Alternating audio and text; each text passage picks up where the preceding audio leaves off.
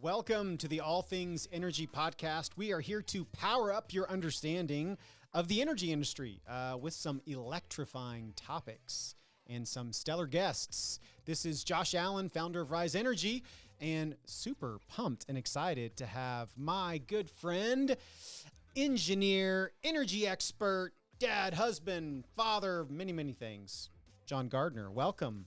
Thanks, Josh, for having me, and what an introduction. I love those titles. Very proud of those too. So absolutely. John's got some professional affiliation with the incredible company Xcel Energy, which we will dive into here in a few minutes. But John, here we are. Our lives are going on. Spring is racing past us, and I'm glad we get some time to talk about life and energy. Yes, sir. Likewise. Always a pleasure catching up with you. Hope you're doing well too. So we could go a lot of different directions, but I think we'll kind of start in kind of the genesis of where you and I collided in this energy world. And I think if my brain serves me correctly, and memory does, we were in a little coffee conversation, a little weekly get-together. That's right. Yeah, they're at Sugar Brown's. Sugar Brown's Coffee here in Classic good old coffee. Highly recommended. If you are not So from Lubbock or in Lubbock, go check them out. And a little weekly guys kind of get together, sitting down, shooting the breeze, talking about life, liberty, pursuit of all things. And I'm not even quite sure how the energy subject pop up because it's not common. Do you remember? Yeah, it's not a popular subject where people are just going to sit down and start talking energy, but we might have been talking about professions, interests, what we're working on. And I think there was just a conversation that sparked, hey, like, I'm interested in this. Oh, you're working on this. Hey, let's talk more, see where this goes. And you know, from that moment, we had a couple other follow-up meetings and, you know, was honestly the start of a really cool connection. So, yep. Josh, thanks for reaching out. And John, at that time, and still does, and he'll kind of tell us a little more, worked for a large, massive energy company. So tell us just a little bit about that and then kind of where that's. Yeah, thanks, Josh. So I graduated from Texas Tech back in 2013, received an engineering degree, great experience, very challenging, but pivotal moment for me in my life. I decided to take a job with a local company in Lubbock. And honestly, at the time, and I'm sure some of those that are listening right now, whenever I say this might be surprised, but I really didn't know too much about Xcel Energy when I first started on. I wanted to work in the energy industry. I wanted to stay local, and I found a really awesome opportunity here in Lubbock. Been with Xcel now for 11 years. I've had 6 different positions and have really enjoyed my time and career so far. Learned a lot. Started off in distribution design engineering. Had some roles also working on customer process improvements. And now recently I took an engineering position in the DER integration team, which DER stands for Distributed Energy Resources. It can be solar, battery, wind, hydro. I mean, the list is endless, whatever it is. If it and operates, growing. And growing. It is. Technology is just taking off. But yeah, I love what I'm doing now. And it's been a good time. Well, one thing that's kind of fascinating to me about Xcel is that they cover a significant geographic territory, right? So they're based in Minnesota? Yes, sir. Minneapolis? National headquarters in Minneapolis, Minnesota. We also have regional headquarters in Denver and Amarillo as well. Operate in 8 different states. Have over, I think, 3.6 million customers for electric, and we also have gas customers as well. And part of the interest in spanning across all the different states is just trying to understand all the different rules and regulations and how our business and the strategies are formed to, you know, do our business in those states. So it's a lot of fun. It definitely is. And I think the role that Xcel plays in each of those different states, and certainly we're here in Texas where most of our activity takes place. And as Xcel is evolving and adapting to this ever-changing kind of energy landscape, has been kind of fun to pay attention through you and through other people on how Xcel is really tackling that. Certainly in each state, they've got different mandates, right, and kind of different priorities. And then how Xcel's kind of moving and evolving as things evolve in the industry. Yes, sir. And, you know, one thing that's, one thing that I really enjoy seeing too about the company that I work for is that we want to be on the leading edge of the utility industry. We want to set really aggressive and innovative goals for our company, for our energy portfolio, for how we do business with our customers. And so there's a lot of also pride that I have whenever I see how we are performing and we benchmark with other utility companies here in the United States. So yeah, I really, really enjoy that too. And with us being here in Texas, a lot of exciting things going on. With Xcel Energy, we operate in some of the communities here in the Panhandle. We are not a part of the ERCOT market here in Texas. We're actually a part of the SPP, which stands for Southwest Power Pool, and they are the regional transmission operator for us that we work under. So yeah, just wanted to put some information out there. Nice. Well, I always kind of like to throw back a little bit to here in Texas, where a lot of people had kind of a rude introduction into the resiliency of energy when that winter storm Uri hit, back in 2021. So even though Xcel was not, again, to your point, not part of the ERCOT grid where a lot of the challenges came into it, I am kind of curious, do you have memory of Xcel's navigating that maybe from their perspective, if they had much to do with that at all, or if they were just simply, cold winter storm, you got to be able to do what you can do to keep power going and so forth? Yeah, from my knowledge, we were definitely not exempt from the challenges that, all the utilities here in Texas had to face. I remember even here in Lubbock, which at the time of the storm, Lubbock was still a part of, I believe, taking power from Xcel Energy and a part of the SPP grid.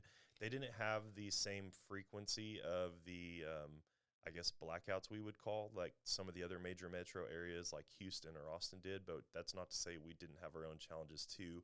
From my perspective, I'm not that involved with the energy generation or the control center operations where we're actively monitoring what power conditions are. But I can say that from what I've heard and what I saw, it was all hands on deck. It was, what do we need to do to make sure that we maintain critical reliability to our customers during this time? And just like you said, people don't really think about the utility company or their energy even until, a time of need when something like this happens. So it definitely brought a lot of attention. I think good attention to, Yep. Across the board for utility companies and customers as well. Well, and I've said this again, people don't think about energy. They don't want to have to think about energy. Right. They'd like to just flip the light switch on, turn the AC on, and it's there. Yep. They'd love if the cost of energy didn't keep going up, which unfortunately does not feel like it's a real viable reality either. At the same token, this kind of takes us kind of full circle a little bit into navigating new energy resources. And so I'm kind of curious, when did distributed energy resources, solar, battery, other generation resources, when did that really begin to get on your radar? How did that happen? And what's that journey been like for you? Yeah, thanks for asking. That's a really good question. So, before I took the role that I'm in right now, I was in a, distribution design engineering role. I was focused on designing, routing, procuring materials to actually go out and build these power lines. I really wasn't too concerned with, renewable energy or distributed generation at the time. What it was, Josh, it was really just a mix of a few key relationships in my life that helped me steer towards, this career path that I'm in right now. One of them was, obviously you and the conversations we've had over coffee many mornings. There were also some key moments, such as attending the Intersolar conference in California, that really just opened my eyes to, just this part of our industry that is really interesting to me. And the role that I had as a design engineer, I was focused on providing, a service to customers that wanted to connect new load to the grid. And essentially working in my role that I'm doing now, DER, I'm working with customers that want to connect their generation to the grid. So Yeah. Very different from load to generation, but the process, the conversations, the coordination, the project management for what I'm doing now is very similar. So I really enjoy that. So I'm gonna throw out a couple of buzzwords that we have knowledge of, but I think I like that these conversations, this podcast is served a little bit to educate people, to kind of help pull Sure. people along and where things are going. Yep. And so I'm gonna use the phrase community solar and then VPP, virtual power plant. So tell me real quickly, kind of give a description, because I know your role in New Mexico, right across the border, there's a much stronger push and presence for community solar than we see really in Texas. So describe what's happening in community solar. Yeah, community solar is exciting right now. And, the role that I have with Xcel Energy, I am the engineer that is managing the technical interconnection process for these community solar projects in the state of New Mexico. Really exciting stuff with the legislature and with the state rules that are out for community solar. I'm not a regulatory expert, but from my knowledge of what's going on there in the state and the industry, the three investor-owned utilities in the state of New Mexico were required to serve these community solar sites. And so for our Xcel Energy division that's in New Mexico, we have, I believe, 10 projects or so that are working through the interconnection process. And I get to work with these developers and help them move their projects closer towards getting that interconnection agreement to where they can become fully operational and start, achieving the purpose that they wanted to achieve. So I really enjoy that aspect. Working with these community solar developers has been a great experience. Have got to see companies from all over the United States that have put together these really cool plans on how they want to make an impact in their community, and to be able to play a part in that to help them with their interconnection process has been really rewarding for me. Again, I'm not on the regulatory side where I'm helping create any rules or shape how these are going to function on our system. I really get to see it from a technical and project management standpoint. How can I be a strong key partner for these developers as they work to achieve their goals? So just give just an example. What's a size of the power generated on one community solar site or project? Yeah, typically I've seen, especially for the projects in New Mexico, they range anywhere from 1 megawatt to 5 megawatt AC in nameplate. So these are pretty large systems that are going to, have a really positive impact wherever they get placed. And so that energy generated from solar, is it solar only, or is there a solar battery component, or is it pretty much exclusively solar? Yeah, so for these community solar projects right now, they are just PV, so solar only. Yep. And then that energy generated, is it purchased by Xcel, or is it in some ways just earmarked as, renewable energy that can be used for, households that want to have a lower, kind of offset or discounted energy price by buying it through this community solar program? Yeah, that's a good question too. I'm not the expert on how that whole process works, but from my knowledge, I believe we are required to purchase the output of those solar panels and what that facility is putting out.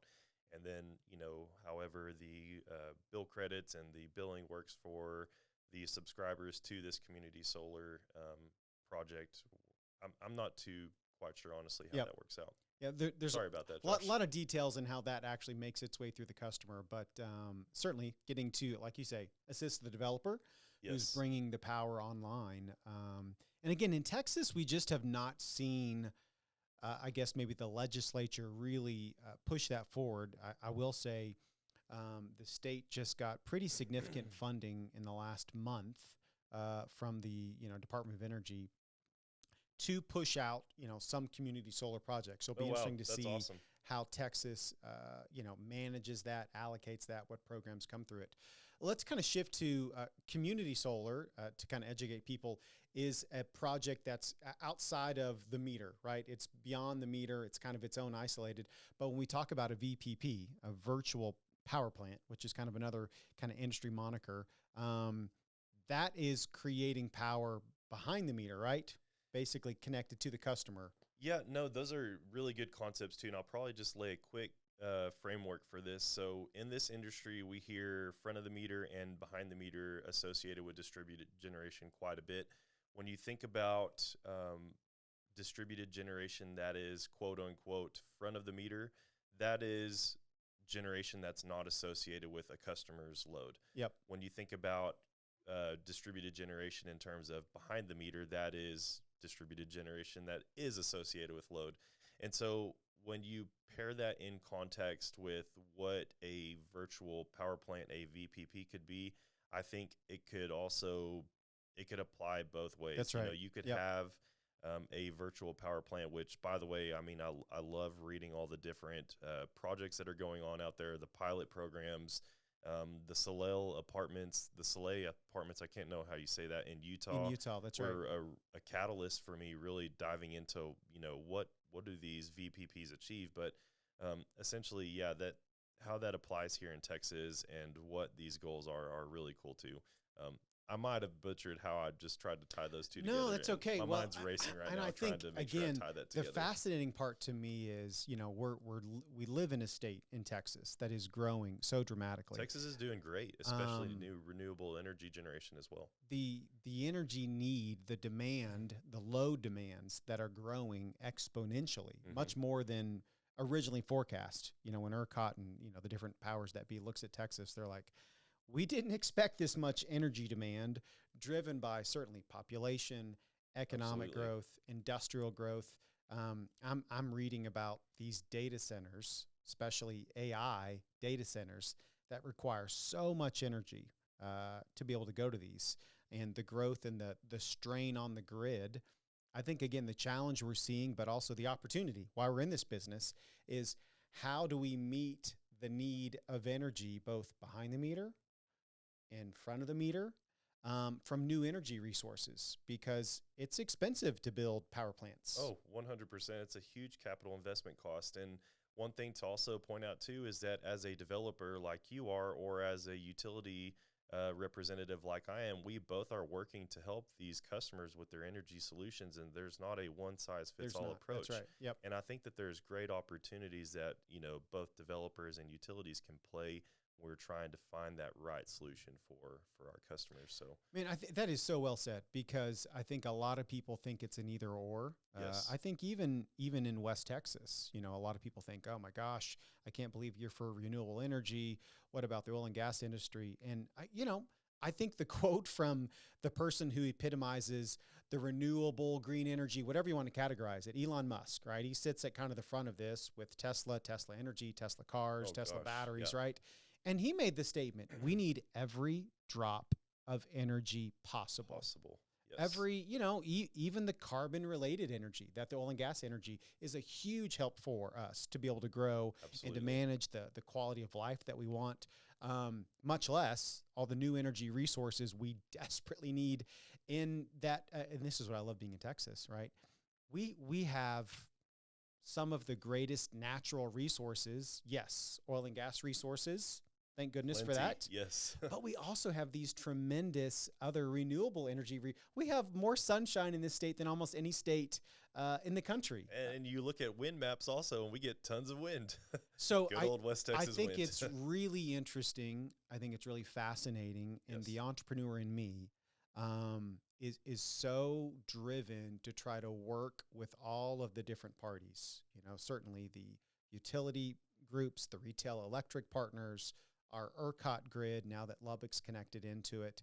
And that's why we branded, Rise Energy, is all things energy, is how do we drive solutions, any and all solutions, to be able to bring resiliency, energy resiliency. We're in certain parts of the state. We just saw Houston going through more flooding, households where power gets knocked out because power's not available. And so one of the things that we're really trying to work with is how do we bring an energy resource like solar and battery at a cost level that's affordable to households. Absolutely. Because I think often low to moderate income households are the most impacted negatively by the increasing cost or the lack of reliability of energy. And they're the ones that, can't be impacted the most. Their budgets don't allow for it. So trying to find these solutions, trying to bring the energy resources behind the meter, in front of the meter, it's a huge challenge, but man, to your point, enormous opportunity. So huge opportunities. Josh, when you talk about energy solutions, what do you envision as like a energy solution for a standard homeowner?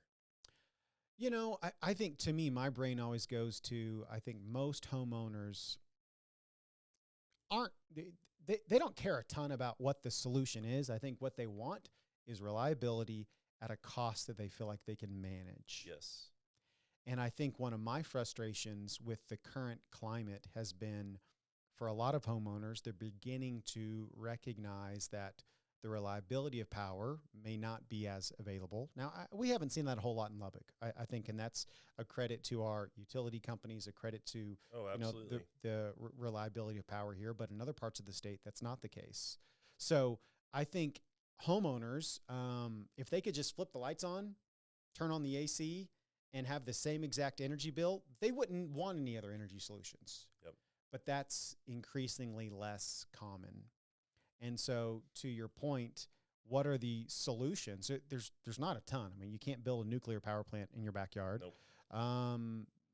What you can do is grab something that's small enough, scalable enough, and financially viable enough, which in today's market is the silly solar panel, and then often with the battery backup. Batteries have been pretty expensive, but those costs are coming down. Oh, wow. That's good to and know. we're so much so now that we're kind of starting to roll out some programs where we can give away the battery for free because it fits within the cost structure. Oh, that's awesome. With the solar. And so that gives you the capacity as a homeowner to certainly lock in, have resiliency backup, but also at times you can participate that energy in the batteries back onto the grid for some way to offset your bill, lower your bill. So I think, again, we're at the very beginning, first inning, so to speak, of educating the market and households on how they can take advantage of some of these things. But that's what we want to try to do, is introduce them as households get frustrated with the current situation with some of these solutions. Oh, Josh, I love hearing that. That's really awesome, and I think that y'all are going to be really successful in implementing those solutions. Reliability, from a utility standpoint, is key. I know that there are men and women that work day and night, 24/7, 365, to ensure just what you said. Yep. When the light switch gets flipped, that the energy comes on. So that's awesome to hear. Here at my own house here in Lubbock, I want energy solutions there too. I would love to have a solar and battery installed whenever I can get to that point. Here recently, I just had to get my roof replaced, and I also just got done putting in spray foam insulation. So you're already cutting back on the amount of energy you got to buy because you've got more efficiency. Exactly, and just like you said, it's not a one size all fits approach, and so there may be a combination. Hey, could your house be paired with insulation or better energy efficiency products? Is there something that you could do to lower your energy consumption or impact your energy demands? That's what's really fascinating to me. There's all different kinds of things that you can do. There are, and I think for me, my brain, because we're in the industry, is we want to offer all of these solutions, and sometimes you have to kind of simplify it. But I do think that the simplest solutions are, hey, let's come along, and this is something we've kind of offered our customers, is we'll give you a whole LED lighting package. Right, that alone can kind of use a little bit less energy on your light bulb energy. Give you a more efficient AC monitoring system, almost like a Nest kind of monitoring system. That way your AC's kind of managed more efficiently, because AC is one of the biggest drivers of energy. Yeah, absolutely. Your HVAC. Especially at your house. And then if you we talk to homeowners. Solar is not for every household, especially if you're not going to be in the home that long. But if you see yourself in a home for 3 to 5 years or longer, definitely, having a more permanent energy solution like solar often becomes very viable. Again, not for everyone, but often when you couple that in with some of the things you've mentioned with these things, you really can create a smaller energy footprint, lock in your costs, take advantage of government incentives with the battery too. That's a whole nother play that we can really bring together. So it's fun to share those things, educate people, and then, at the end of the day, we want to serve families, households, communities, nonprofits, lots of different organizations that are kind of facing the same challenges. Yep. No, that's awesome. As you were talking, I know we talked about this subject of VPP, or virtual power plants, and being in the role that I'm in, I don't have too much involvement there, but I am hearing this term in the industry that's picking up a little bit more speed. It's an acronym called DERMS, which stands for Distributed Energy Resource Management System. Again, that's a mouthful of words there, but if you think about, that DER management system, I've seen to where this type of model that can be either owned by a utility or owned by third-party aggregators. I think about the house that you just described, with the Nest, with the solar panels, with the battery, with the insulation, with all these things that could potentially help a greater solution that's not just, right there at your house, but can also improve solutions for the energy grid, for Yes. the Yep. transmission market, the energy market that that these projects are located on. I think that's really fascinating to me. I think that there's huge opportunities there. Again, I'm a huge advocate for LinkedIn. I probably check that thing so many different times. If you don't have a LinkedIn, get one, connect with Yes. somebody, Yep. read a good article, and just watch your knowledge just explode from there. But hearing about all the different VPP pilots or DERMS pilots or business cases that are going on right now are really fascinating to me. Imagine being in Lubbock and seeing a group of DERs that are all aggregated together, helping improve grid conditions here on our local grid, to where we are not only just helping your local customer, but also, a regional energy entity. I don't know. Well, That's fascinating to me, and I it's would been love the to learn more. conversation we've had the privilege of really diving into with certain retail electric providers, and I think there are more and more companies that are in the ERCOT grid. There's a marketplace mechanism that kind of allows some of these programs to play out, Sure. and we're in the beginning stages of them. But I think you're beginning to see some of these retail electric providers that are like, hey, all I want to do is I've got the platform to manage when energy is going to be needed. I just need access to again, these distributed energy resources. Another category that's going to be a growing category is electric, V2G or VTG, vehicle to grid power. Sure. Right. Ford came out with their Lightning and like, hey, by the way, we can power your house if you That's go incredible. out. Right. And so there's power sitting in that battery, large battery packs on electric vehicles. And as more electric vehicles are sold, now all of a sudden it's going to be like, well, the grid has need for it.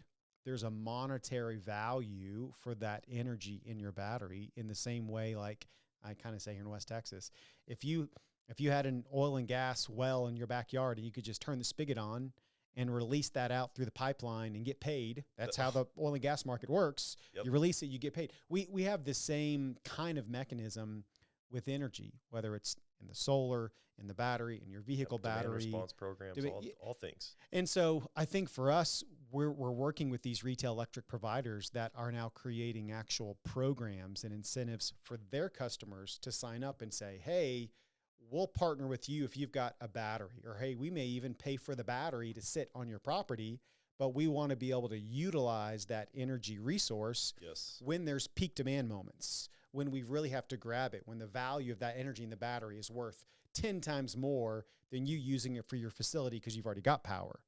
And so that has been really fun and exciting to sit with these companies and really brainstorm almost creatively, how can we go about doing this? What are the assets that we need? Who are the customers that we can go to for this? Yep. And I think because Rise Energy not only wears the hat of helping customers, homeowners, business customers look at solar battery generator assets, but we're also on the energy plan side as an energy broker. So we're able to kind of look and see, what are the retail energy providers incentivizing? What are the types of plans they're incentivizing, so that we can go to the customer and kind of have this, again, holistic plan and approach to go, I can lower your energy plan. Mm-hmm. I can resource these assets. We can finance it for you. And so you're really pretty well insulated from an energy standpoint, along with your contract and plan. Yep. So, man, very interesting, very fascinating. Very fascinating, Josh. I mean, I feel like I have so many different thoughts and just scenarios running through my head, but I can't wait to watch these play out and continue to evolve over time. Well, this conversation will definitely continue because the industry is moving so much, and you're going to see things and I'm going to see things. So I think we definitely come back and revisit. I think we'll conclude by just kind of last question. As you kind of look to even the near term, middle term future and vision for where John's participating, either whether it's within Xcel or this industry, what are things you're excited about to maybe continue further your career, your business, and what you're doing to serve? Yeah, great question, Josh. Really appreciate that. As I look at my career and I reflect on the time past, and then also consider what I want for myself in the future, I have personal goals and priorities that are important to me. One of those is customer service. I love being able to help people figure out, what solutions or how can I help them solve their own energy problems. Whenever I look to my future, I want to find out what can I do to continue to build on helping people with their energy solutions. I also love stakeholder engagement. I love working with people to come up with answers to challenging problems. I recently had the opportunity to be on a stakeholder working group for the state of New Mexico. We got to work with all the investor-owned utilities and then other inverter manufacturers, stakeholder groups, trade association groups, and we got to work together to come up with an agreeable technical interconnection document that was going to be used in the state. That was awesome. I want to have opportunities for stakeholder engagement, continuing to build relationships, continuing to serve customers. So I look for that in my future. Well, I love it. I know your heart, your work ethic, your integrity. I appreciate that, Josh. Same to you, man. Hugely valuable resource to Xcel and everyone you get to kind of serve together. So John Gardner, again, joining us today. Thanks so much, John. Thanks, Josh. And thank you for joining us for the All Things Energy podcast. Check us out on our social medias at Get Rise Energy, Get Rise Energy on Facebook, our website, www.getriseenergy.com. And John, if they want to hit you up on LinkedIn, how do they do it? Search John Gardner. You might find a guy that's in an outdoor picture. So just search me up. Do that. And listen, if you're in need of an energy solution, you're a homeowner, you're a business, and you want us to help you tackle some of those energy solutions, man, contact us, reach out to us. We'd certainly love to serve you. Thanks so much for listening, and we will catch you on the next episode.